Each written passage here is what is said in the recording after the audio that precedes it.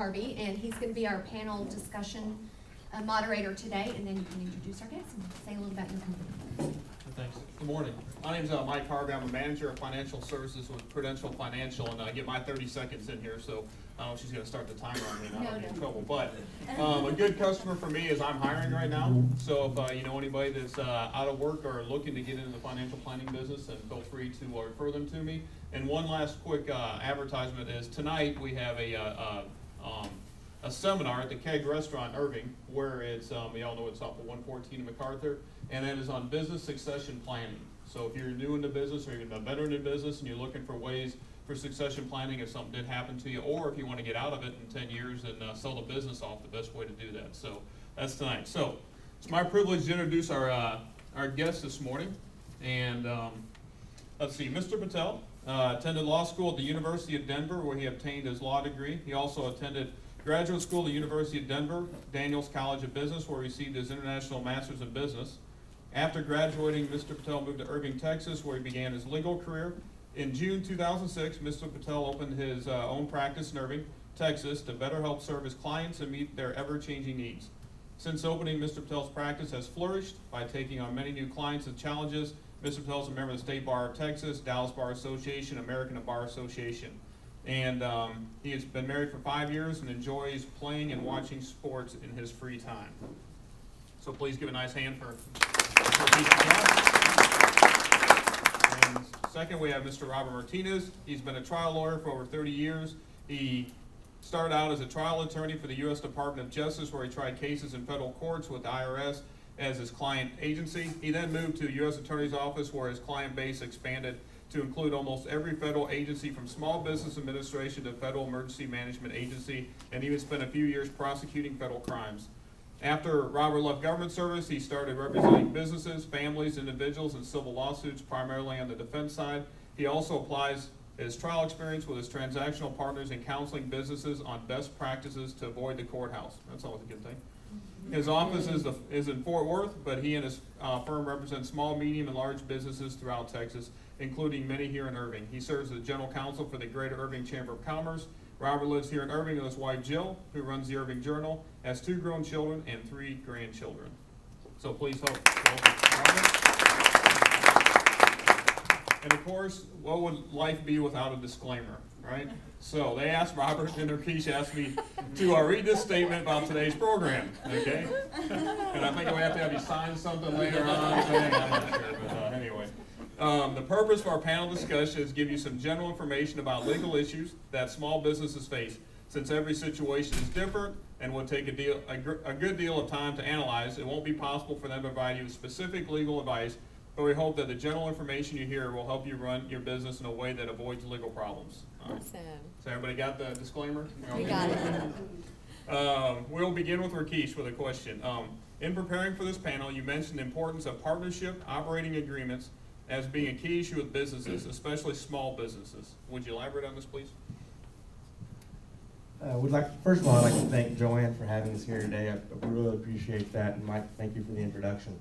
There's a lot of us in here in small business, either own or being part of small businesses. One of the things that we forget whenever we're preparing to get into businesses, because of the excitement of getting into your own business and wanting to get into that revenue stream, marketing your business, we forget some of the little things. And one of the things that I've seen in my practice, and I represent a lot of small businesses in Irving, are folks that start LLCs or corporations or partnerships forget sometimes to start with doing an operating agreement or bylaws or a partnership agreement. And that can create a lot of problems. It doesn't matter if you're in business with your family members, your friends, your brothers, your sisters. It doesn't really make a difference, because whenever you start your business, you've got to remember that you are protecting your own interests. In order to protect your own interests, you want to make sure that before you get started, that you do have, let's say we're doing an LLC, you have an operating agreement. And within that operating agreement, you're going to have several issues lined out before they ever become an issue. One of the more common issues that we see pop up in our office, and it always occurs after somebody hasn't done an operating agreement, is the 2 partners or the 2 owners of the company all of a sudden aren't getting along. And because they're not getting along, one of them wants out, and they want to know how to get out. Well, if they haven't outlined it before they got into that business, they're going to have problems, and it's going to be a fight. And our goal is, in our office, I have a litigation attorney in our office, but my goal is to keep my clients away from that attorney. And I always tell them that whenever they walk in. I said, not that we don't want to do that, but we try to keep people out of litigation. As small business owners, the last thing that we want to think about is litigation. In order to properly prepare yourselves for the business that's going to be coming for the years to come, and hopefully for a long time, you need to have an agreement set in place before you start business. It will protect you, it will protect your family, and it not only protects you, but it protects your partner, and it protects you against each other and any claims that you guys may have. They're never going to be 100%. They're not always going to cure all problems before you start business, but what they are going to do is puts everybody on the same playing field. If you have 3 or 4 partners together, it puts everybody, and everybody knows exactly how you're going to run that business. And it's extremely important to know how you're going to run that business. We do it for several of our clients, and hopefully it's helping them avoid litigation, but it also puts them in a mindset of how to run their business for the several years to come. Okay. Robert, would you like to, any comments? Well, I certainly agree with Rakesh about the issue of trying to keep clients out of the courthouse. Someone once said that he had made and lost many fortunes, and he said that he lost 2 of them, once when he won a lawsuit and once when he lost a lawsuit. So it doesn't really matter whether you're on the winning side of legal issues. If you get into the courtroom, something's gone wrong. And one of the things that I wanted to highlight today is a step that a lot of small business people overlook, and that is reading agreements and understanding the agreements before they sign them.